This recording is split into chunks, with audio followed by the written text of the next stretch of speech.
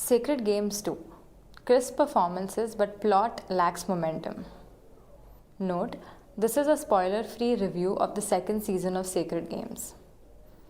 With gangster Ganesh Gaitonde captive in international waters and Sartaj Singh now leading the special investigation team, Sacred Games 2 unfolds with a promising cast and a cleverish writing by its side. The second season of the highly anticipated series, based on Vikram Chandra's eponymous novel, features a plethora of fresh faces. Kalki Kochlin, Ranveer Shori, Amrita Subhash, Surveen Chawla, and Pankaj Tripathi.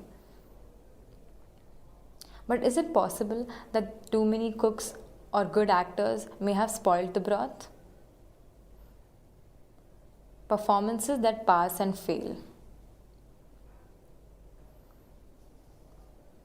Season 2 takes off from the inevitable madness of Season 1, but things are a little different now.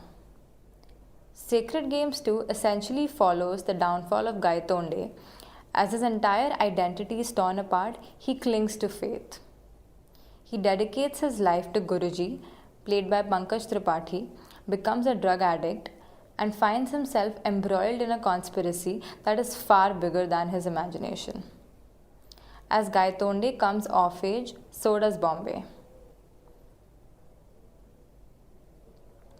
Sartaj, on the other hand, is struggling with the loss of Constable Katikar while trying to decipher Gaitonde's last words to him. His investigation scenes are, for the most part, dull and lacking momentum. Saif Ali Khan, who had a second coming of sorts with Sacred Games Season 1, seems to put minimal effort into his on-screen presence. His outfit, expression, miseries haven't changed since the first season. And the stagnating character arc is mildly frustrating.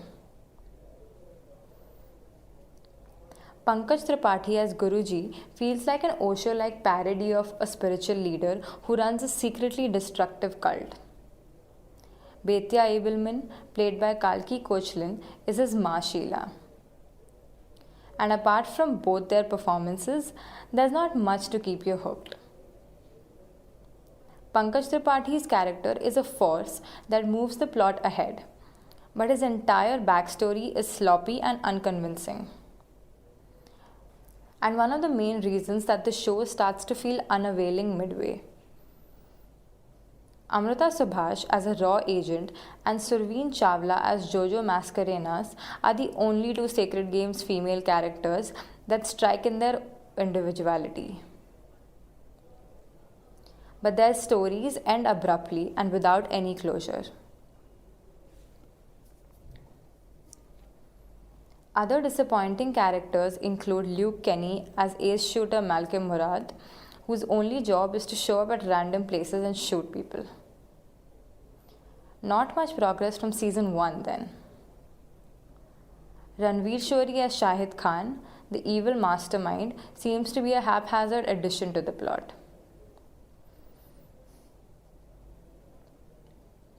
Season 2 at a glance.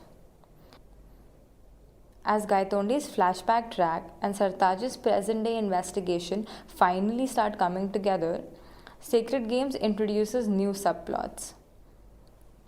The investigation easily weaves in modern socio-political references like mob lynching. As far as character deaths are concerned, Season 2 is at par with Season 1, but the literal character assassinations leave no impact. Moreover, a bad case of subtitling sometimes makes you want to give up.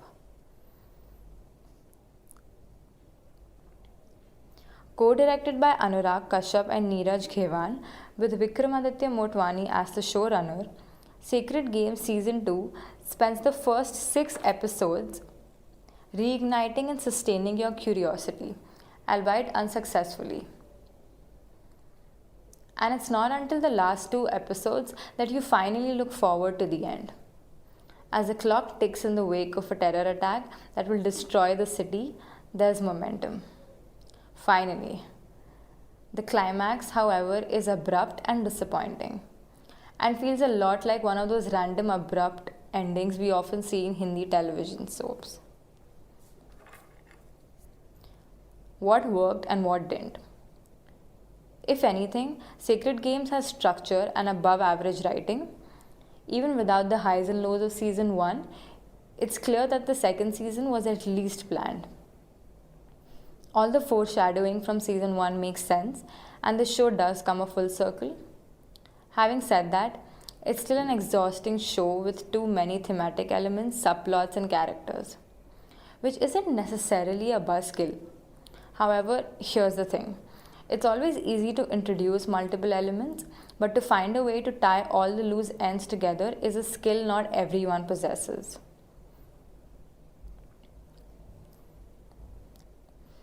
Additionally, the visual differences between Gaitonde's flashback track and Sartaj's track seem to merge into each other. So much so that with Gaitonde and Guruji's constant voiceovers, it's hard to tell when the makers switch from one setting to another.